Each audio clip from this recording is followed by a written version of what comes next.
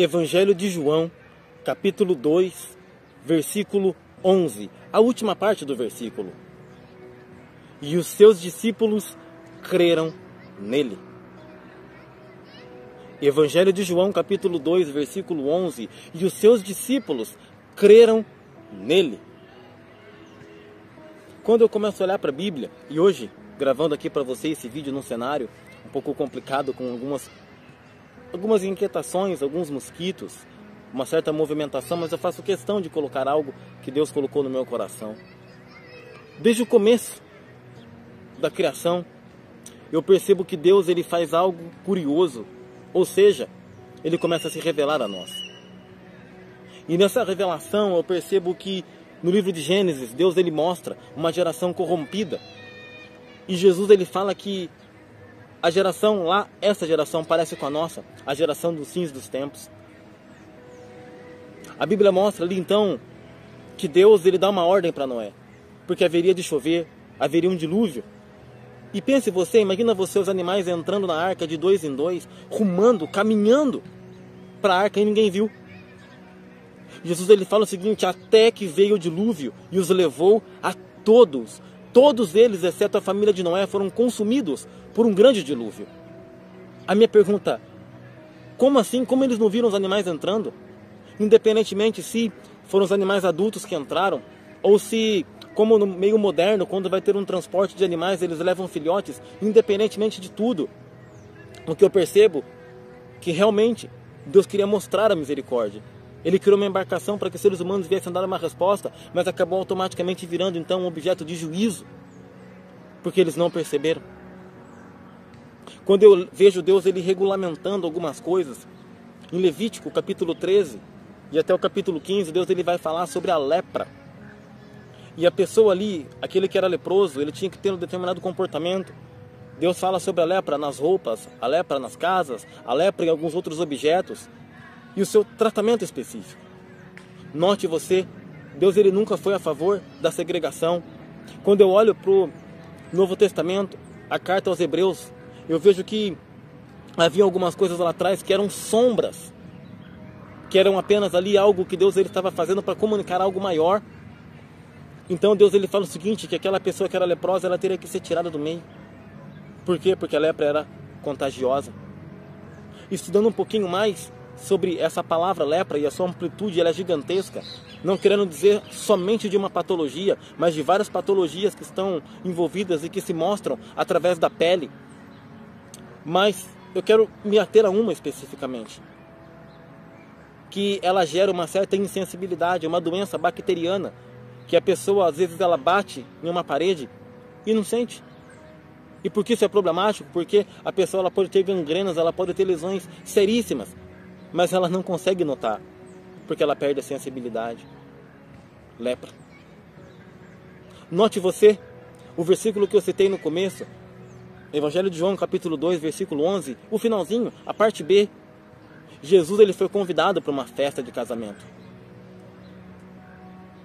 Eu não tenho todas as informações no texto bíblico, mas ao que tudo indica, quem foi convidada para a festa foi Maria. E Maria convidou Jesus, e Jesus levou os 12 junto com ele. Diferentemente do modelo que nós temos aqui, que a festa dura o quê? 4, 5 horas, talvez nem isso, até menos do que isso. Essa festa durava 7 dias. E aí o que acontece então? O vinho acaba. O vinho termina. E seria um fiasco, porque todo mundo aguardava ansiosamente por esse momento. Eu não sei como eles faziam ali para angariar fundos. Se as suas economias naquela época eram maiores do que as nossas, não deveria ficar muito barato, mas eles faziam o que então? Eles forneciam comida, algumas coisas, mas também o vinho. E o vinho ele tinha tudo a ver com a alegria da festa, era como se fosse um brilho muito maior, mas de repente termina o vinho. E quando o vinho termina, quando o vinho acaba, ou pelo menos estava acabando ali, Maria, mãe de Jesus, teve uma brilhante ideia de falar com ele. E nessa conversa que ela teve com ele, Jesus ele se posiciona dizendo sobre si, sobre a sua hora de fazer milagres, a sua hora de realmente se manifestar. E eu imagino que ele ficou olhando assim para aquela festa, tinha algumas talhas ali de pedra que os judeus usavam na purificação, na lavagem das mãos. E ele fala o seguinte: Fala então para essas pessoas aqui levarem essas talhas e mostrar para a pessoa que degusta, para o mestre sala, para aquela pessoa que sabe a qualidade do vinho. Mostra para ele. E eles vão. Eu fico pensando, qual é a cabeça desses caras? Será que naquele momento Jesus era conhecido assim? Será que por Jesus estar mais ou menos naquelas cercanias, alguém sabia, alguém via ele enquanto criança, adolescente, a seriedade que ele tinha e falou, esse cara é diferente, eu vou levar o vinho? Não sei também, mas fato é que eles obedeceram. A palavra que Maria falou foi, façam tudo o que ele vos mandar. Que palavra inteligente, que mulher sábia. E é assim também que nós temos que nos comportar, fazendo tudo aquilo que Jesus nos manda. Então quando aqueles homens vão caminhando ali, eu fico imaginando, um olhando para o outro, dizendo, a gente vai levar água. O que vai acontecer? Beleza. Então quando eles estão ali, eles chegam perto do mestre sala, pegam um pouco do vinho para ele degustar. Eu imagino, na minha mente fértil, que ele pega só um pouquinho, coloca na boca. Quando ele coloca na boca, imagino que ele olha assim para todo mundo, chama o dono da festa e fala assim, viu, olha só, todo mundo serve o vinho de melhor qualidade no começo da festa. Por quê? Mente fértil de novo. Porque depois de determinado momento eles perdem a capacidade de avaliação, de tanto que eles ficam ali bêbados, embriagados. Tanto faz, qualquer vinho serve, mas no começo não. Então qual era a imagem que eles teriam? A festa foi maravilhosa, a festa foi top, porque o vinho bom foi colocado no começo da festa. Mas então, curiosamente, quando ele fala isso, esse vinho é maravilhoso, esse vinho é top. Noivo, você errou de fazer isso. Você deveria ter colocado no começo o vinho de melhor qualidade. Sabe como termina o texto? Que Jesus, ele principiou, ele começou a fazer os seus milagres numa festa de casamento. E vem o versículo 11, a última parte que eu citei aqui para você. E os seus discípulos creram nele. A minha pergunta é, tudo bem, o mestre Sala não sabia a origem do vinho, da água que fora feita em vinho. Mas as pessoas que levaram até Jesus, aquelas águas, aquelas talhas de pedra carregadas de água, levaram até o mestre, eles sabiam.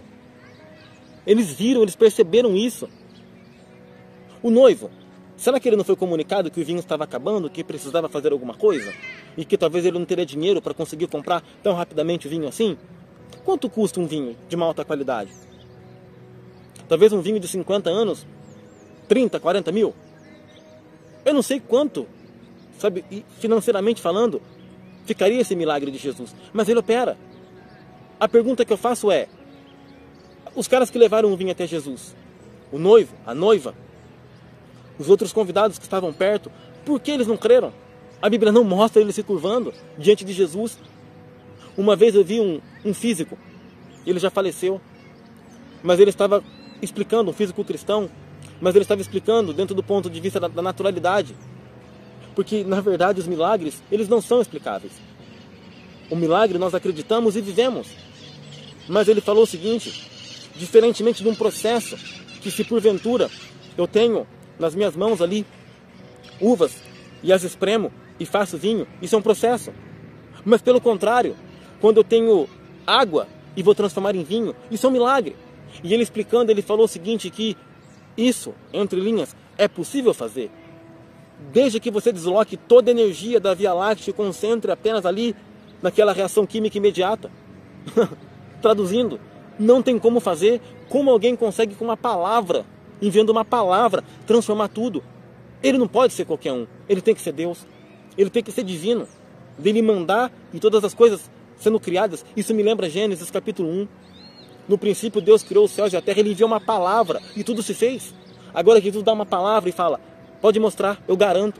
E quando Jesus ele libera uma palavra, ele garante que as coisas vão acontecer.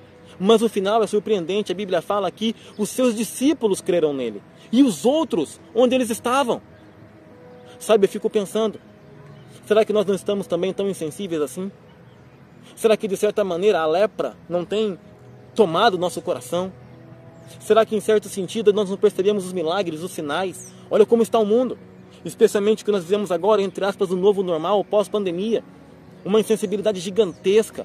Nós não nos reunimos mais para orar, malemar isso para ler a Bíblia. Os nossos cultos são rasos, grosso modo. Eu não estou falando de um ponto ou de outro, mas no geral, parece que nós não temos mais aquele amor.